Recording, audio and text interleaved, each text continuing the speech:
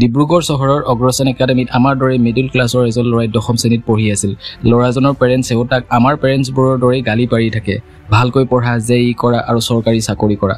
আনফালে ল'ৰাজনৰ মন আছিল যে যিমান সোনকালে পাৰে সি নিজকে আৰু তাৰ ফেমিলিক এই মিডল ক্লাছ বান্ধোনৰ পৰা মুক্ত কৰা। তাৰ পঢ়াত একেবাৰেই মন নাই, কিন্তু বেলেগ এটা বিষয়ত খুব ৰাপ আছিল, সেইটো হ'ল কম্পিউটাৰ্ছ। সি তাৰ ঘৰত থকা পুৰণি লেপটপটো ল'লে আৰু ডিচাইড কৰিলে যে সি এতিয়া স্কুল যোৱাই বাদ দিব আৰু নিজেই কডিং কৰি এপ ডেভেলপমেণ্টৰ ওপৰত কাম কৰিব। আপুনি হয়তো বুজিয়েই পাইছে তাৰ ঘৰত এইটোক লৈ কেনেকুৱা ৰিয়েকশ্যন হ'ব। তথাপিও সি তাৰ পেৰেণ্টছক কিবাকৈ মান্তি কৰালে। কিন্তু এতিয়া এইটো সমস্যা আহিল যে তাক এইটো শিকাব কোনে, কাৰণ কলেজটো বাদেই স্কুলেই সি যোৱা বাদ দিলে আৰু অসমৰ দৰে ৰাজ্যত এজন ভাল মেণ্টৰ পোৱাটোও সহজ নহয়। সেয়েহে সি ইউটিউবৰ সহায় ল'লে। ইউটিউবৰ পৰা টিউটৰিয়েল চাই সি কডিং শিকিবলৈ ধৰিলে। যেতিয়া সকলো ষ্টুডেণ্টছে জেইৰ প্ৰিপাৰেশ্যন কৰি আছিল, সি দিনে ৰাতিয়ে তাৰ এই এপবোৰত যুঁজি আছিল। সি বহুত এপ ডেভেলপ কৰিলে, কোনোবাটো কামত আহিছিল আৰু কোনোবাটো বেকাৰ আছিল। তাৰ পাছত সি এটা প্ৰব্লেমৰ কথা ভাবিবলৈ ধৰিলে। যিবোৰ ছ'চিয়েল মিডিয়া এপছ আমি ইউজ কৰোঁ তাত প্ৰতিটোতে বেলেগ বেলেগকৈ মেছেজেছ আহে। ইনষ্টা, FB, SMS, হোৱাটছএপ সকলোতে বেলেগ বেলেগকৈ চাব লাগে। সি ভাবিলে যে যদি এই গোটেইখিনি মেছেজক এটা এপতেই ভৰাই দিব পাৰোঁ তেনেহ'লে চবৰে সময় ৰাহি হ'ব। তেনেহ'লে আৰু কি, সি এই প্ৰজেক্টটোতেই কাম কৰিবলৈ ধৰিলে। বহুত অসুবিধাও আহিল, কেইবাবাৰো তাৰ কোড এৰৰ দেখাব ধৰিলে। কিন্তু তথাপিও সি ইউটিউব আৰু অনলাইন ক্লাছৰ পৰা শিকি নিজৰ এপটো ডেভেলপ কৰি গ'ল আৰু ফাইনেলি এদিন তাৰ এপ বনোৱা ছাকচেছফুলি কমপ্লিট হৈ গ'ল। আৰম্ভণিতে সি এইটো 2-এজন বন্ধুক ইউজ কৰিবলৈ দিলে। সিহঁতৰ ৰেছপন্স বহুত পজিটিভ আহিল। সিহঁতে আৰু কেইজনমানক এইটো শ্বেয়াৰ কৰিলে আৰু চাওঁতে মুখে এইটো গোটেই ৱৰ্ল্ডত বিয়পি পৰিল। আৰু এই এপটোৰ নাম হ'ল টেক্সট আৰু সেই ল'ৰাজনৰ নাম হ'ল কিষাণ বাগাৰিয়া। আৰু মাত্ৰ কেইমাহমান আগতে ৱৰ্ল্ডপ্ৰেছৰ ফাউণ্ডাৰ মেট মুলেনৱাগে এই এপটো 50 মিলিয়ন দি কিনি লৈছে, মানে প্ৰায় 416 কোটি টকাৰে। এই মিডল ক্লাছ ল'ৰাজনৰ লগত একোৱেই নাছিল, না কোনো ডাঙৰ ছেভিং আছিল, না কোনো ডাঙৰ ডিগ্ৰী আছিল, না কোনো ডাঙৰ এক্সপেৰিয়েঞ্চ আছিল। এনেকুৱাও নাছিল যে সি যোৱা 10-15 বছৰ ধৰি এই প্ৰজেক্টটোত কাম কৰি আহিছিল। খুব বেছিতে 2 পৰা 3 বছৰ লাগিছে সি নিজৰ বেডৰুমত বহি এই এপটো ডেভেলপ কৰাৰ কাৰণে আৰু নিজকে ভাৰতৰ ধনী ব্যক্তিৰ মাজত এজন হিচাপে গঢ়ি তুলিবলৈ। আৰু এইটো সি কেনেকৈ কৰিব পাৰিলে, সেইটো হ'ল স্পেচিফিক নলেজৰ কাৰণে। সি এনেকুৱা এটা প্ৰব্লেম দেখিলে যিটো কোটি মানুহে ফিল কৰি আছে আৰু সেইটো ছল্ভ কৰিবলৈ যিমান নলেজৰ দৰকাৰ তাক সি শিকিবলৈ ধৰিলে। যিয়ে এই এপটো কিনিবলৈ 50 মিলিয়ন খৰচ কৰিছে তেওঁ নিজেই ৱৰ্ল্ডপ্ৰেছৰ ফাউণ্ডাৰ, য'ত পৃথিৱীৰ লাখ ৱেবছাইট বনাই চলোৱা হয়। তেওঁৰ লগত কি এনেকুৱা কোনো এক্সপাৰ্ট নাছিল নেকি যিয়ে নিজেই এপটো বনাই 416 কোটি টকা বচাব পাৰিলে হয়? নে পৃথিৱীত এনেকুৱা কোনো ইঞ্জিনিয়াৰ নাছিল যাক 2-4 কোটি টকা দি সেই এপটো বনাই লৈ নিজৰ পইচাখিনি বচাব পাৰে? তেনেহ'লে উত্তৰটো হ'ল নোৱাৰে। কিষাণে দিনে ৰাতিয়ে ট্ৰায়েল আৰু এৰৰ কৰি সেই এপটো ডেপ্লয় আৰু টেষ্ট কৰি এনেকুৱা এটা স্পেচিফিক নলেজ আৰ্ণ কৰিছিল যিটো সেই এপটো বনাবলৈ আৰু চলাবলৈ বহুত ক্ৰিটিকেল আছিল। আৰু মেটে এই কথাটো খুব ভালকৈ জানে আৰু সেয়েহে তেওঁ এই এপটো কিনাৰ পাছত এপটো চলাবলৈ কিষাণক তেওঁ ছান ফ্ৰান্সিস্কোতে ৰাখিলে। এইটোৱেই হৈছে মানুহৰ স্পেচিফিক নলেজ। এনেকুৱা আৰু বহুত সঁচা উদাহৰণ আছে। আপুনি জানেনে ষ্টিভ জবক তেওঁ নিজে বনোৱা কোম্পানীটোৰ পৰাই গতিয়াই বাহিৰ কৰি দিয়া হৈছিল। ষ্টিভ জব এজন নৰ্মেল মিডল ক্লাছ ফেমিলি বেকগ্ৰাউণ্ডৰ পৰা অহা। তেওঁ কলেজ ড্ৰপ আউট হোৱাৰ পাছত তেওঁ গাড়ীখন বিক্ৰী কৰি পোৱা টকাৰে 1977ত এপল কোম্পানীটো আৰম্ভ কৰিছিল। আৰম্ভণিতে সফলতা পোৱাৰ পাছত তেওঁ পেপচিৰ প্ৰেছিডেণ্ট জন চালিক এপলৰ CEO হিচাপে হায়াৰ কৰিলে আৰু তেওঁ নিজেই নতুন কম্পিউটাৰ মেকেন্সৰ ডেভেলপমেণ্টৰ কামত জড়িত হৈ পৰিল। কিন্তু যেতিয়া সেই কম্পিউটাৰটো বজাৰত মুকলি কৰা হ'ল তেতিয়া তাৰ হাই প্ৰাইচ আৰু ল' পাৰফৰ্মেন্সৰ কাৰণে তেওঁক বহুত সমালোচনা কৰা হয়। এই বিফলতাৰ কাৰণে জন চালিয়ে যাক ষ্টিভ জবে নিজে হায়াৰ কৰিছিল তেওঁই ষ্টিভক অপমান কৰি কোম্পানীটোৰ পৰা উলিয়াই দিছিল। তথাপিও ষ্টিভে হাৰ মনা নাছিল। এজ এ ফাউণ্ডাৰ তেওঁৰ লগত এপলৰ কিছু শ্বেয়াৰ্ছ আছিল, যিখিনি বিক্ৰী কৰি পোৱা টকাৰে তেওঁ এটা নতুন কোম্পানী বনাই ল'লে যাৰ নাম আছিল নেক্সট। এই কোম্পানীটোতো তেওঁ এটা কম্পিউটাৰ বনাবলৈ আৰম্ভ কৰিলে। নেক্সটে কিছুদিন পাছতে এপলক প্ৰতিদ্বন্দ্বিতাত নমাই দিলে আৰু আনফালে এপল কোম্পানীটো ষ্টিভ জবৰ অনুপস্থিতিত ডুবিবলৈ আৰম্ভ কৰিলে। এই সমাধান বিচাৰি এপলৰ বৰ্ডে নেক্সট কোম্পানীটো কিনাৰ কথা ভাবিলে আৰু ষ্টিভক পুনৰ এপল কোম্পানীত জইন কৰিবলৈ ৰিকুৱেষ্ট কৰিলে আৰু CEO পদত নিযুক্তি দিয়ে। ষ্টিভে এই অফাৰ একচেপ্ট কৰিলে আৰু তেওঁৰ জীৱনকালত এপলক $350 বিলিয়ন কোম্পানীলৈ সলনি কৰি তুলিলে। এতিয়া এনেকুৱাওতো নহয় যে ষ্টিভ যোৱাৰ পাছত এপলৰ লগত কোনো ইঞ্জিনিয়াৰেই থকা নাছিল, কিন্তু তেওঁতকৈ বহুত অভিজ্ঞ ইঞ্জিনিয়াৰ তেতিয়াও তাত বহুকেইজন আছিল। তেনেহ'লে কিয় আকৌ ষ্টিভক আহিবলৈ ৰিকুৱেষ্ট কৰিলে? কাৰণ সেইটোৱেই আছিল স্পেচিফিক নলেজ। নিজৰ চোকা মগজু আৰু নিষ্ঠাৰ বিনিময়ত ষ্টিভে এই ইনোভেশ্যন টেকনলজি আৰু বিজনেছৰ এনেকুৱা এটা কঠিন বস্তু শিকি লৈছিল যিটো তেওঁৰ বাহিৰে এই পৃথিৱীত কোনেও শিকিব পৰা নাছিল। আৰু এই কাৰণতে ইমান ডাঙৰ কোম্পানী এটাই নিজৰ ইগ' ছাইডত ৰাখি ষ্টিভৰ ভৰিত ধৰিলে। কথাটো এইটো যে আপুনি অজস্ৰ ধনী তেতিয়াহে হ'ব পাৰিব যেতিয়া লাখ মানুহে হাঁহি আপোনাক পইচা দিব। আৰু ইয়াৰ কাৰণে দুটা বস্তু লাগিব। এটা হ'ল মানুহৰ পকেটৰ পৰা পইচা ওলাব লাগিব আৰু আনটো সেই পইচাখিনি আপোনাৰ পকেটত সোমাব লাগিব। মানুহে নিজৰ পইচা তেতিয়াহে দিব যেতিয়া কঠিন কাম সহজ কৰি দিব। যিমান ডাঙৰ কঠিন কাম হ'ব সিমান বেছি পইচা আহিব।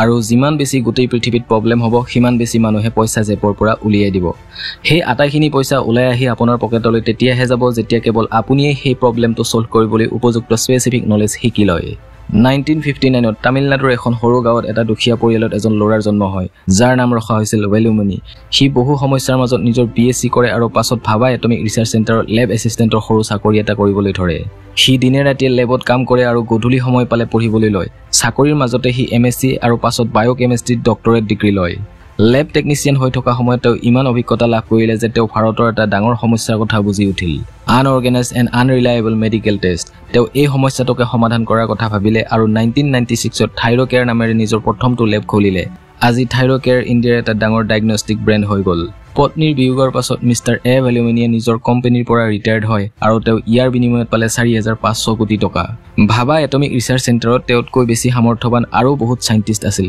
কিন্তু তাৰে ভিতৰত কোনেও ইমান ডাঙৰ এখন সাম্ৰাজ্য বনাব নোৱাৰিলে কিয় জানেনে কাৰণ এইটো মেটাৰ নকৰে যে আপুনি ধনী ঘৰৰ নে দুখীয়া ঘৰৰ আপুনি কলেজৰ পঢ়া কমপ্লিট কৰিছে নে ড্ৰপ আউট হৈছে আপুনি দিনে ৰাতি কষ্ট কৰে নে স্মাৰ্ট হৈ মাত্ৰ কিছু ঘণ্টা মনোযোগেৰে কাম কৰে মেটাৰ কেৱল এইটো যে মানুহৰ প্ৰব্লেমসমূহ সলভ কৰিবলৈ আপোনাৰ লগত স্পেচিফিক নলেজ আছে নে নাই আৰু যদি আছে তেনেহলে পৃথিৱীৰ সকলো পইচা আহি আপোনাৰ জেপত সোমাবলৈ ধৰিব অমন গুপ্তাই জেবিএলত কাম কৰিছিল নিজৰ পৰিশ্ৰম আৰু প্ৰতিভাৰ দ্বাৰা তেওঁ কোম্পানীৰ সেলছ তীব্ৰ গতিত বঢ়াই দিছিল যেতিয়া তেওঁ স্যালাৰি বঢ়াবলৈ বছৰৰ ওচৰত গৈছিল তেতিয়া তেওঁ হেতু মানা কৰি দিলে উত্তৰত তেওঁ ক'লে ঠিক হে বস মাৰ্কেট মে মিলতে হে আজি বট $2 বিলিয়ন মাৰ্কেট হৈছে আৰু অমন গুপ্তাৰ নিজৰ সম্পত্তিৰ মূল্য 700 কোটিৰো অধিক তেওঁ নিজৰ বছক ইমান সাহসেৰে কিয় ক'ব পাৰিলে কাৰণ তেওঁ হেডফোন ইণ্ডাষ্ট্ৰীৰ বিষয়ে বহুত বেছি স্পেচিফিক নলেজ আয়ত্ত কৰিছিল নহলে তেওঁ বাকিবোৰ নৰ্মেল এমপ্লয়িৰ দৰে অলপ দৰমহা লৈ সন্তুষ্ট হ'ব পাৰিলে হয় আৰু নিজৰ পৰিশ্ৰমেৰে জেবিএলকে ধনী বনাই গলে হয় আপুনি কেতিয়াবা ভাবিছেনে আপোনাৰ চহৰত 10 জন মেডিকেল স্পেচিয়েলিষ্ট আছে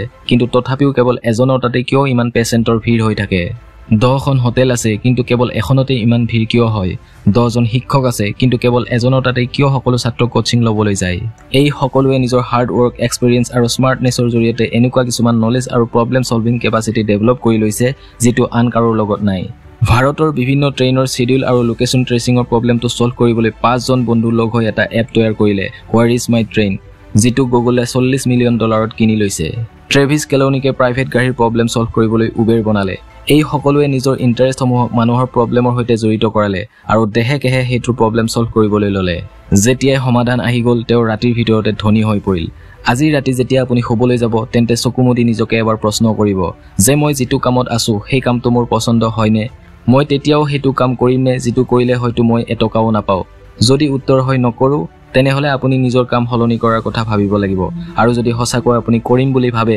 তেন্তে সেই কামটোতে আপুনি নিজৰ স্পেচিফিক নলেজ বৃদ্ধি কৰাত লাগি যাওক আৰু এনেকুৱা এটা প্ৰবলেম বিচাৰক যিয়ে গোটেই পৃথিৱীৰ মানুহৰ জীৱন সহজ কৰি তুলিব এনেকৈ নাভাবিব যে মই এতিয়া কিনো প্ৰবলেম সলভ কৰিম আজি যিমানবোৰ টেকনলজি আহিছে এটা সময়ত এইবোৰো এটা ডাঙৰ প্ৰবলেমেই আছিল যিটো ফোন আপুনি এতিয়া ইউজ কৰি আছে সেইটো ডাঙৰ প্ৰবলেম সলভিংয়ে আছিল যাৰ বিনিময়ত ষ্টিভ জব আৰবপতি হৈ গ'ল যিটো ল্যাপটপত আপুনি উইন্ডোজ ইউজ কৰি আছে সেই উইন্ডোজ ডিজাইন কৰি বিল গেটছ পৃথিৱীৰ ধনী ব্যক্তি হৈ গ'ল আপুনি কোনোবা নহয় কোনোবা ডায়াবেটিস পেশেন্ট নিশ্চয় দেখিছে যিয়ে ইনসুলিন ব্যৱহাৰ কৰে ইনসুলিন আৱিষ্কাৰৰ আগতে ডায়াবেটিসক কন্ট্ৰোল কৰাটো ইম্পসিবল আছিল এই প্ৰবলেমটো সলভ কৰি এলি লিলি নামৰ কোম্পানীটো পৃথিৱীৰ 10 নম্বৰ ডাঙৰ কোম্পানীত পৰিণত হয় যিটো টেসলাতকৈ ওপৰত আৰু এইটোও নহয় যে আপুনি কেৱল পৃথিৱীৰ সমস্যাই সমাধান কৰিব কেৱল ভাৰতবৰ্ষৰ প্ৰবলেম সলভ কৰি আপুনি অজস্ৰ ধনী ব্যক্তি হ'ব পাৰে তাৰোপৰি আপুনি কেৱল নিজৰ ৰাজ্য অসমৰে বা নিজৰ চহৰৰ লোকসকলৰে যদি নিত্য প্ৰয়োজনীয় প্ৰবলেম সলভ কৰিব পাৰে তেতিয়াও বহুত ধনী হ'ব পাৰে আৰু কেৱল যে নতুন প্ৰবলেমে সলভ কৰিব লাগিব তেনে নহয় যিটো বৰ্তমান সমস্যা আছে সেইটোৰে যদি বেটাৰ সলিউশন আনতকৈ বেছি ভালকৈ কৰিব পাৰে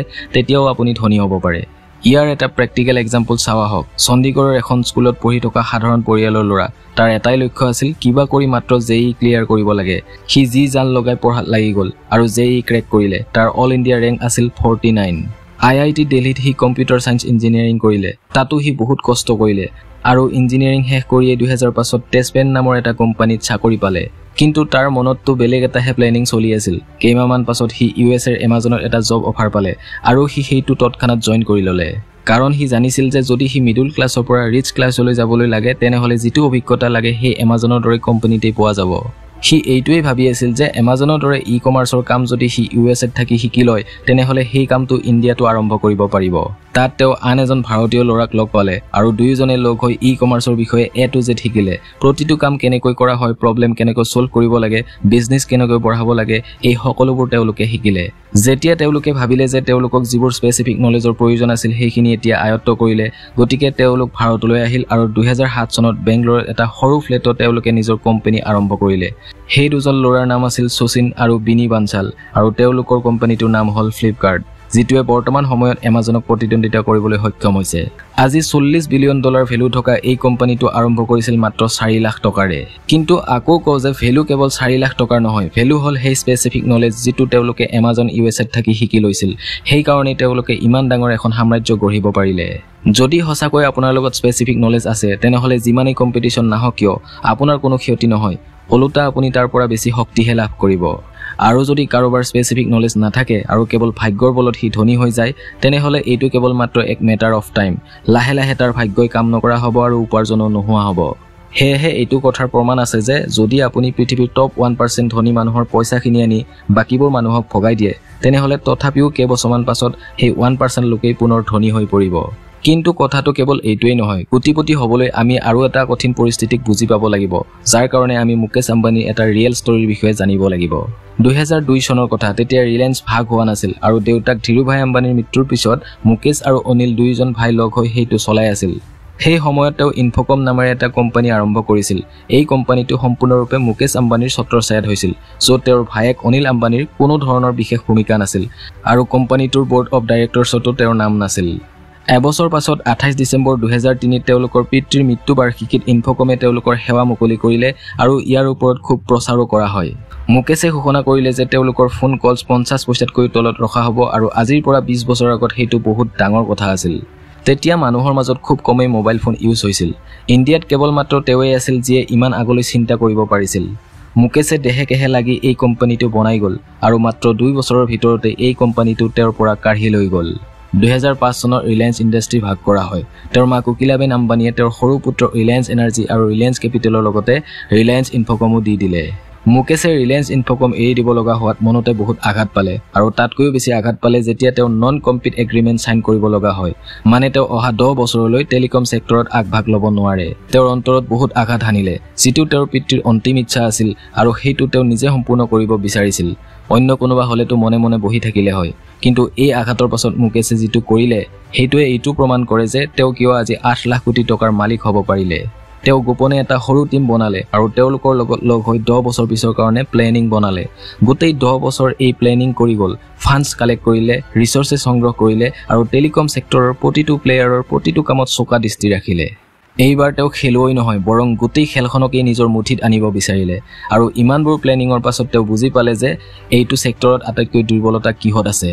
তেওঁ এই স্পেচিফিক নলেজ আয়ত্ত কৰিলে আৰু যেতিয়াই 10 বছৰ সম্পূৰ্ণ হ'ল লগে লগে 2015ত তেওঁ জিঅ' মুকলি কৰি দিলে।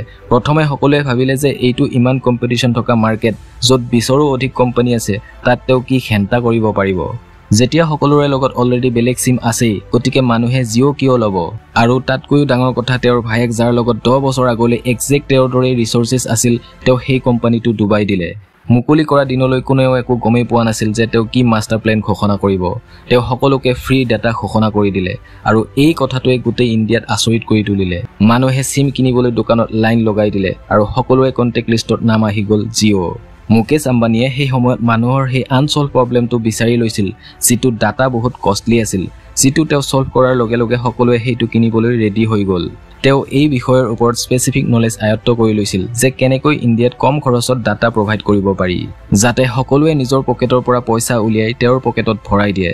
তথাপিও তেওঁ 10 বছৰ ৱেইট কৰিব লগা হয়, কাৰণ এই সময় বোলা বস্তুটো বহু সময়ত আমি কণ্ট্ৰল কৰিব নোৱাৰোঁ। সেয়েহে ধনী হ'বলৈও সময়ৰ যথেষ্ট প্ৰয়োজন। তাৰ বাবে আপুনি ধৈৰ্য ধৰিব লাগিব আৰু নিজৰ চেষ্টা অব্যাহত ৰাখিব লাগিব। আৰু এনেকৈয়ে এদিন আপুনি নজনাকৈয়ে আপুনি ধনী হৈ যাব আৰু সেইদিনা মানুহে আপোনাক এটা ৰাতিতে ধনী হোৱা বুলি ক'ব আৰু আপুনি তেওঁলোকৰ ফালে চাই মিচিকিয়াই হাঁহিব।